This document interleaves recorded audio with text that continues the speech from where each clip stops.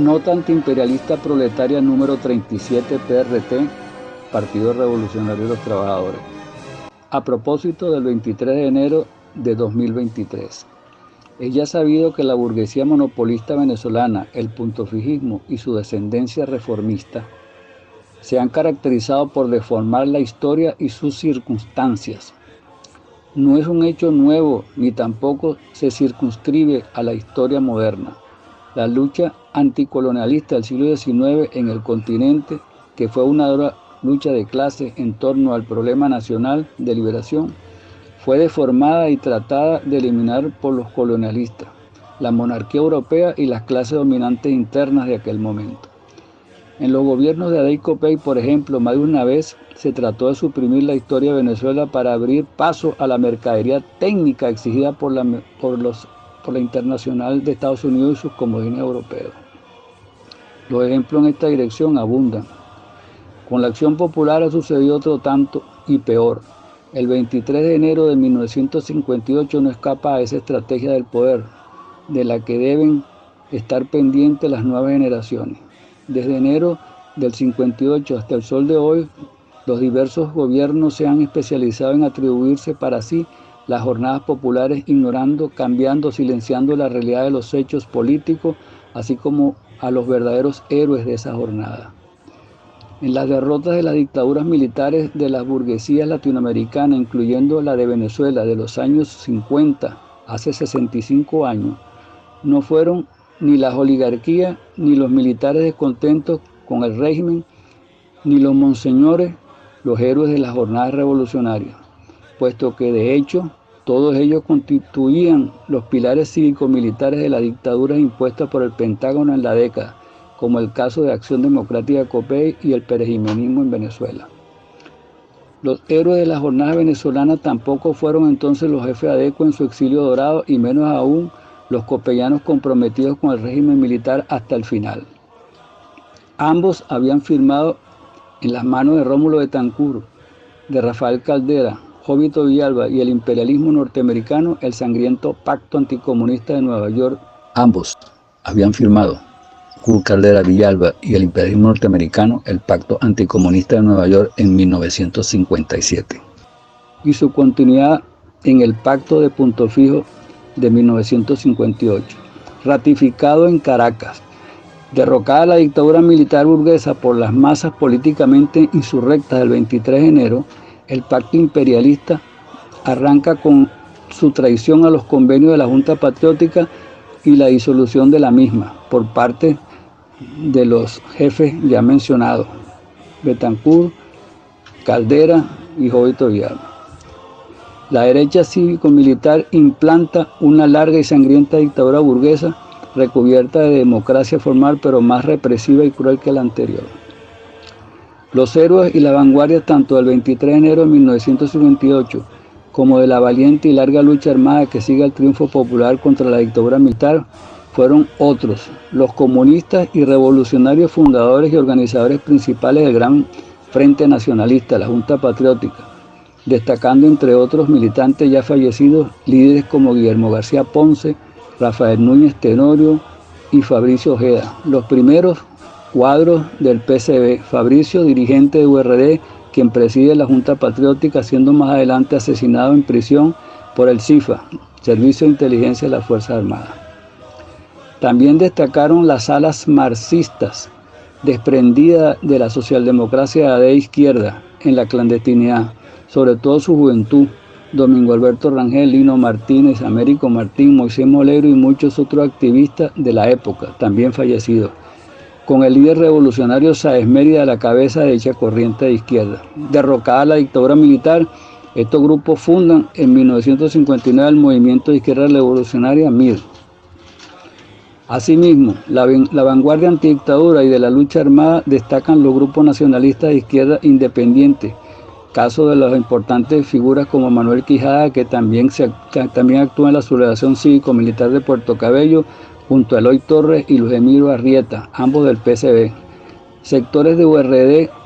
Unión Democrática, como el mencionado dirigente Fabricio Ojeda y otros líderes populares separados del ala colaboracionista URD encabezada por Jovito Villalba y los centristas afines. Fue igualmente heroica la joven oficialidad militar enlazada a la Junta Patriótica como el Comité Militar en la clandestinidad. Muchos de estos valientes soldados pasaron en los años 60 a formar parte destacada de los frentes guerrilleros rurales y urbanos, comandados por marxistas como Argimiro Gabaldón, Douglas Bravo, Américo Silva, Carlos Betancourt, Ricardo Palma, Pío Gil Mendoza, Domingo Tiamo, Lino Martínez, Elegido Civada Magoya, para nombrar simbólicamente algunos cuadros marxistas y comunistas de la revolución socialista y antiimperialista de la década 50 y 60. Muchos de estos militares patriotas murieron en combate o presos en las insurrecciones cívico-militares de La Guaira, Puerto Cabello, Porteñazo, Carúpano y el Barcelonazo, víctimas de la terrible represión puntofijista. Caso de los capitanes Manuel Ponte Rodríguez, presidente de la Fuerza Armada de Liberación Nacional FAL, Nicolás Hurtado, Rafael Salazar y decenas de oficiales y soldados revolucionarios combatientes. Algunos de estos valientes militares sobrevivientes de las racias puntofijistas siguieron activos en las luchas de liberación nacional, como Víctor Hugo Morales, Pedro Medina Silva, Vargas Catejón, Chirino, Martín Parada y otros oficiales y soldados patriotas. Finalmente, el más importante de todos, el gran héroe anónimo de siempre, el pueblo proletario, que movilizado y politizado triunfa en 1958, en 1998, en el 2002, 2003 y en el 2014. Ayer movilizado orgánicamente para el derrocamiento de la dictadura militar,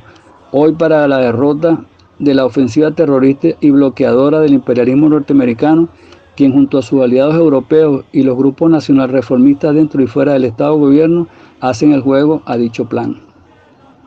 Precisamente el 23 de enero del 2023 destacamos el ascenso combativo del movimiento obrero, que despierta en función de derrotar la política antiobrera de la gran burguesía monopolista, representada en Fedecámara Benanchán, en los partidos de la derecha y en sus nuevos socios del reformismo interno, formando un bloque partidario de las privatizaciones estratégicas, la sobreexplotación de la fuerza de trabajo obrera y la apertura del libre mercado con sus respectivas zonas especiales, abaratamiento de impuestos, aranceles e infrasalarios para las transnacionales imperialistas, creándole un verdadero paraíso en su gran crisis estructural. La experiencia histórica demuestra que el pueblo venezolano sí tiene la fuerza para derrotar a la derecha en el Parlamento y en la calle, que la política popular sí puede montar gobiernos progresivos, pero también puede sacar a aquellos que atropellen. Coyunturas políticas vividas en el último medio siglo, pero en especial la de 1958 y del 13 de abril del 2002, son testimonios irrefutables de esa capacidad popular. La crisis histórica del capitalismo frente a las provocaciones imperialistas y al plan de sectores de mercado contra el pueblo toca al movimiento obrero tomar el relevo de las luchas populares de calle contra el bloqueo y las agresiones de Estados Unidos y sus socios,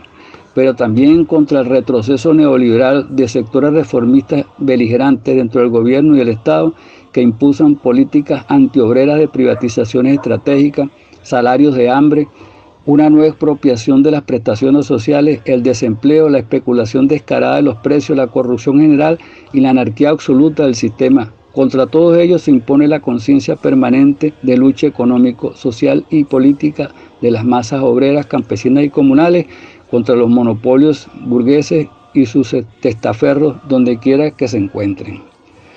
Es correcta la propuesta de los sectores avanzados y organizados del movimiento obrero campesino comunal de pasar de la refriega económica a la lucha política del movimiento obrero organizado, de difundir el programa proletario de cambio y sobre todo de organización política del partido de la clase, sin el cual los combates populares serán derrotados por las hábiles estrategias del capitalismo y sus aliados. Son por tanto estos objetivos tareas determinantes si en verdad queremos derrotar al enemigo imperialista y construir un verdadero socialismo revolucionario en Venezuela, no su caricatura. Las luchas economicistas sin soporte político tienen vida corta y los capitalistas lo saben. Por ello, las movilizaciones en torno al aumento del salario y otras consignas laborales tienen que ver con la congelación de los precios, particularmente de la canasta básica, y esa es una medida constitucional del artículo 91 de la Constitución Bolivariana, igual que el artículo 113, que prohíbe los monopolios, porque allí se forman a voluntad del gran capitalista los precios de producción sobre los que las leyes del mercado actúan. Toda esa dialéctica se enlaza finalmente a la revolución del poder popular para alcanzar un Estado obrero, campesino y comunal que ante el fracaso del capitalismo exige el siglo XXI. Únete, lucha, venceremos, Partido Revolucionario de los Trabajadores.